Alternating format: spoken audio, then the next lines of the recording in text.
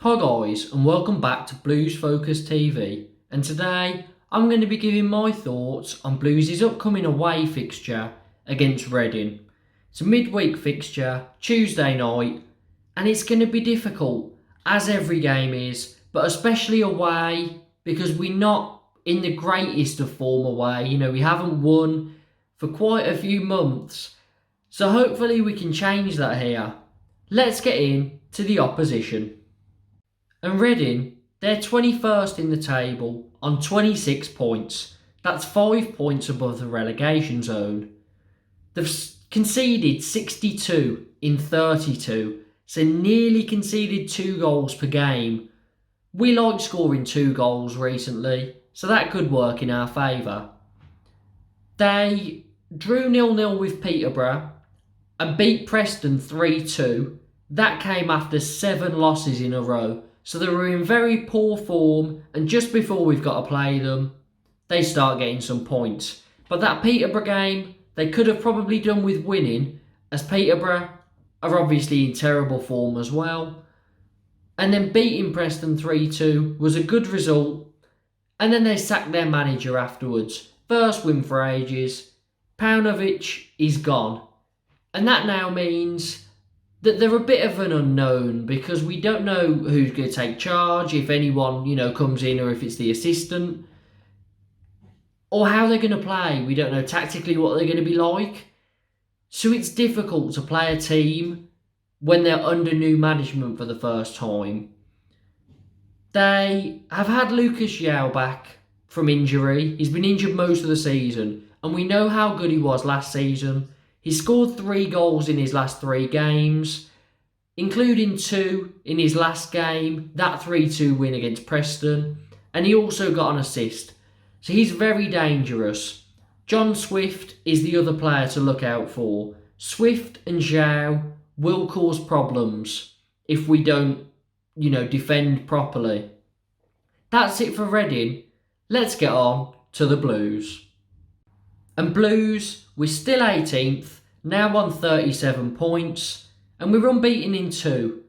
A 3-0 win against Luton, and drawing 2-2 away with Stoke, which is a very good result anyway, but we had no fit centre-backs. We had a back 4 of Pedersen and Collan at centre-back, and then Graham and Bella as full-backs.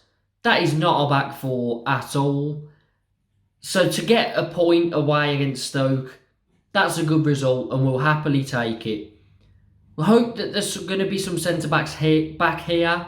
Robinson Friend won't be, but Mengi, there's a possibility that he could feature. That would be good. Apart from that, no one else is going to feature from the injury list by the looks of it. We've been in pretty good form, lost 3 out of our last 9. They've been against parachute payment teams, Bournemouth, Sheffield United and Fulham, and that's expected to lose to them. So I'll obviously take the other points, because a lot of the time with Blues, we'll lose against teams below us, not perform against teams around us. And it looks different here.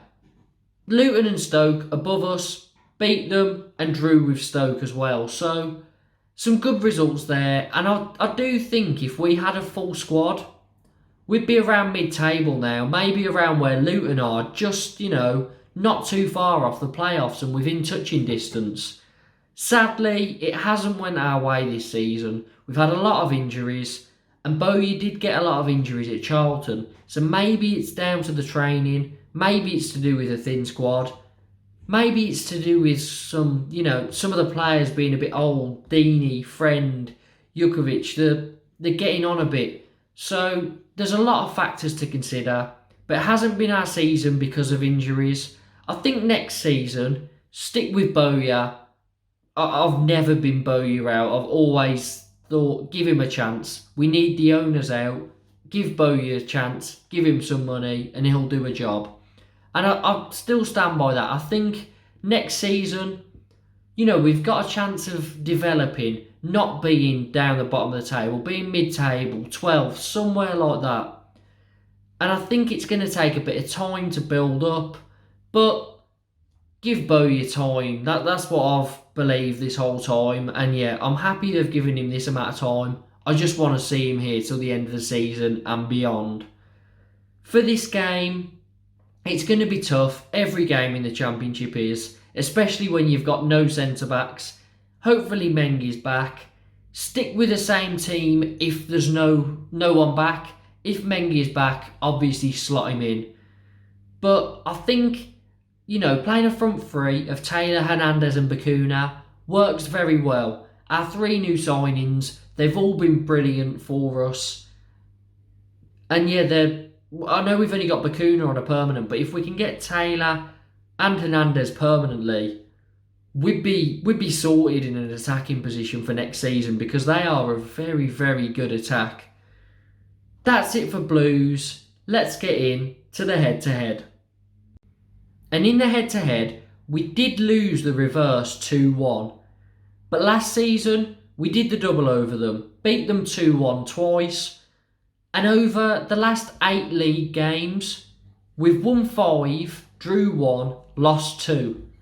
So like against Stoke, that's a pretty good record. Definitely in our favour. And my prediction, I think we're going to win this one. I really do. I think with the amount of uncertainty at Reading, the fans not liking the owners, all that sort of stuff, I just think we're in a better place than they are at the moment. And I think we're going to benefit from the chaos at their club. So I'm going to go Blues to win 2-1. So those are my thoughts on this upcoming fixture against Reading. But I want to know, what are yours? Let me know down in the comments. Please like the video, subscribe and hit the notification bell for more Blues related content. And don't forget, head over to my channel. I do Championship, Premier League and Football Manager content, and I've just recently hit 50 subscribers. It means a lot, and thanks to everyone that's subscribed to me. I've been James from Blues Focus TV, and up the Blues.